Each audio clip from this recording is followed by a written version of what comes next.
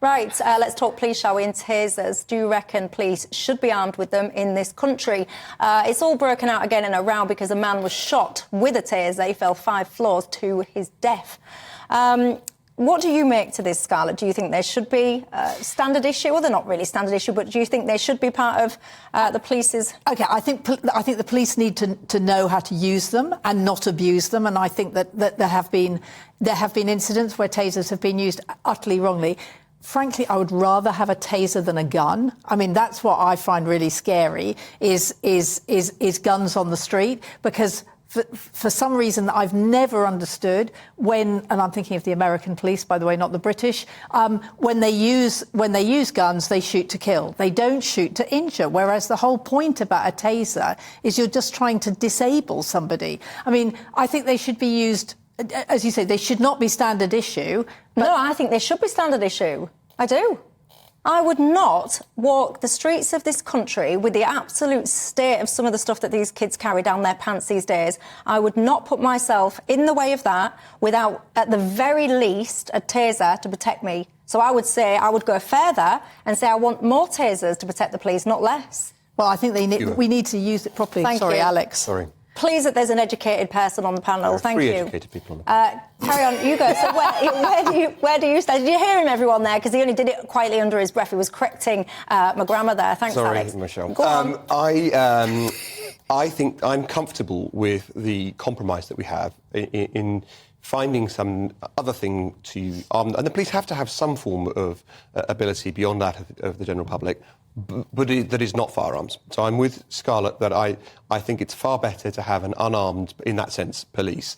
And it reminds us of the Peelian tradition that we police ourselves and that the police are of our community, rather than some kind of paramilitary organisation that enforces the law upon us. A notion, by the way, not particularly assisted by the way they frequently now waddle around with these anti-stab vests, hands tucked into them, festooned with equipment, like they're the paramilitary wing of the Guardian or something, coming to tell you off about your tweets. But I am glad that even though we do see firearms more and more in this country now, we see firearms around central London and in our airports and. You know, we're finding more and more exceptions to bring guns onto the street for our police. But notwithstanding that, I'm glad that guns aren't standard issue.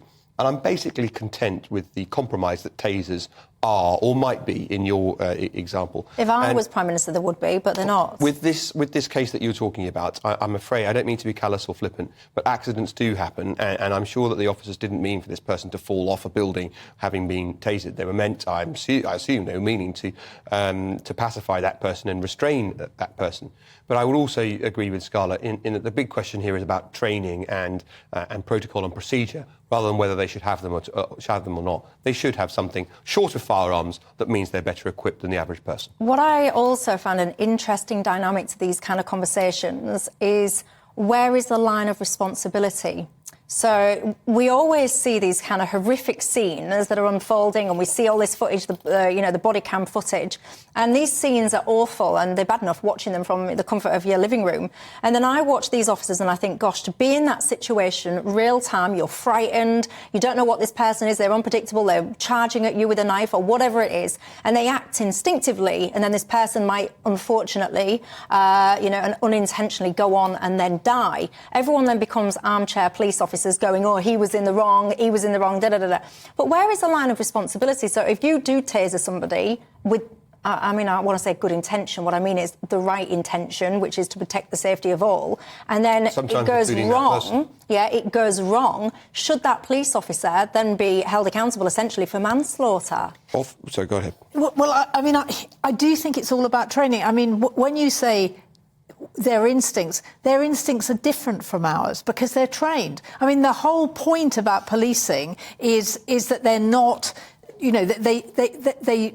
they know what to do in situations. I mean, you see good policemen. I mean, the first thing... But they're not robots, though, Scarlett. No, the first thing that you see a policeman do is they try and lower the temperature. I mean, that's exactly what they should do. And it's quite interesting. I was talking to an American police guy who was coming back from Kosovo, and he explained it's exactly the opposite in America. I mean, basically, you think everybody is going to try and kill you, and they were training Kosovan police officers to get their guns out first. And the whole point about the British police is to bring down the temperature of the situation, which is what they should be doing. It's good. You're right. The Americans have always believed in peace through superior firepower. That has always been their narrative. And I value the British tradition, although I worry sometimes looking at how policing is conducted. You should never judge things from a single clip taken from someone's mobile phone. But it does seem the tenor and tone of our police activities have changed somewhat. But I accept your point that officers are trained, but they are still being judged, sometimes months after the event, by a split-second decision made under high pressure. And training can assist you in making that decision, but it doesn't mean that your activities or your work are going to be perfect. To your point, Michelle, you were asking about what if someone goes on and dies. Well, whether if someone dies in police custody or at the hands of the police, to put it bluntly, there's always going to be an investigation. That investigation will then decide whether or not the police behaved appropriately. That's only right and proper if someone loses their life. But what we should remind ourselves is that it doesn't happen that often.